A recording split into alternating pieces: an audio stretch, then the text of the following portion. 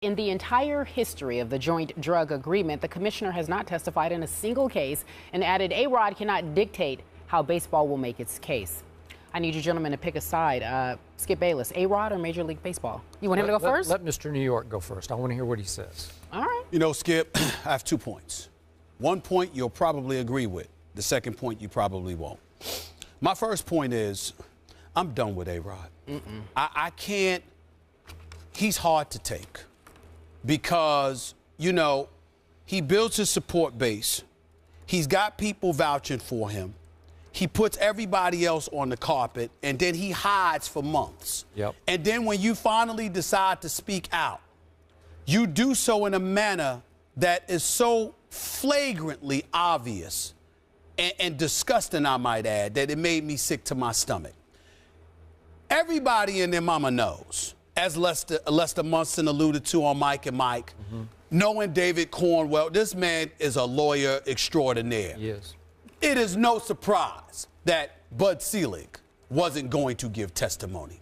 For him to engage in the histrionics that he engaged in, clearly in an effort to avoid giving testimony under oath, okay?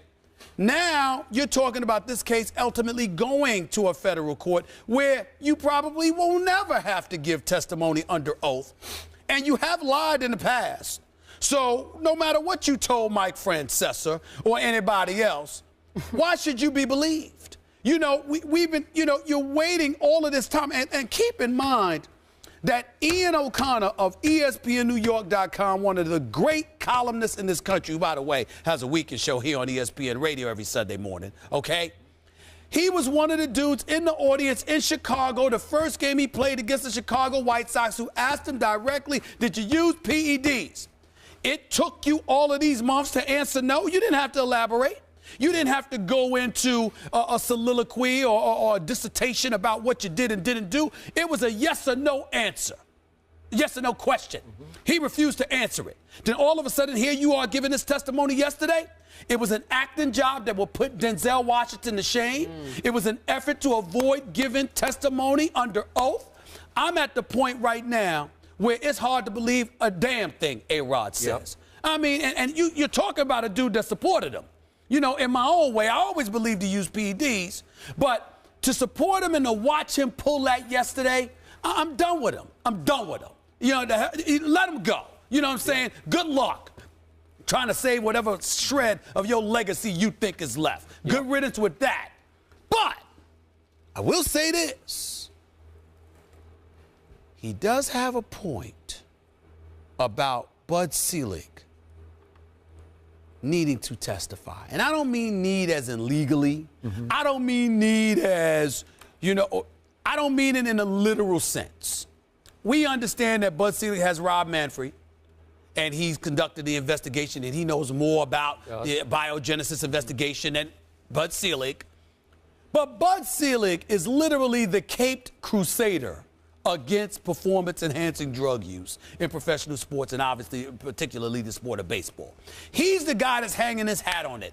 It's what is directly and just like Velcro attached to his legacy. And to give Ryan Braun 65 games, but to give Alex Rodriguez 211 is egregious. I have always agreed with Alex Rodriguez about that. I don't believe he deserved a lifetime ban. I don't believe he deserved a 211-game suspension. I still believe that, even as I'm sitting here now telling you I don't believe a damn word he says and I'm done with him, I still believe he has every right to want Bud Selig to give testimony. You the big bad wolf trying to rid the sport of PEDs, trying to claim that I did something so egregious compared to everybody else. Look me in the face and tell me what I did. Under oath, just like y'all want me to testify. I have no problem with Alex Rodriguez having that position. It's just that it's hard to support anything about Alex Rodriguez now, because more than anything, he just appears to be either a flat-out coward or somebody who is simply allergic to manning up when it's time. And this is the latest example of it, but I still don't think that he's wrong about Bud Selig. Okay. You're right. I agree with your first point. I disagree strongly with your second. Okay. Back to your first point. Sure. This acting job would have put Denzel to shame in Training Day. That's my favorite movie. That's man. right. That's, Got an Oscar that's like for that. Academy Award. Of course. He did win an Academy Award. Yep. These were nothing else, nothing more than desperate, pathetic theatrics that were choreographed, completely scripted by A-Rod and this team led by David Cornwell that knows now after, what are we up to, about 10 days of the testimony that they have heard, they are up against an overwhelming and virtually unbeatable mountain of evidence against Alex Rodriguez.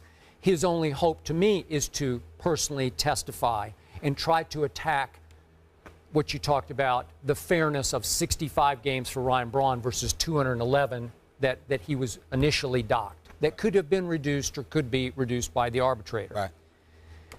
But to then script the whole day out to go on WFAN with Mike Francesa, for whom we all have high regard. This is nothing against him. Nothing at all.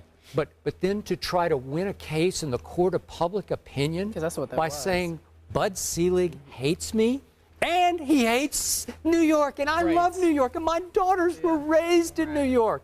Even though I spent a lot of my career in Seattle and then I was in Texas for a while, but I love New York. I'm a New Yorker and you New Yorkers got to get behind me. Tell us some sob story about Stop it. His daughter's birthday. Stop it. I mean, That is come on, laughably lame. Ridiculous. He should be explaining every day to his daughters why in the past he has lied and cheated, because he has, and we all know that.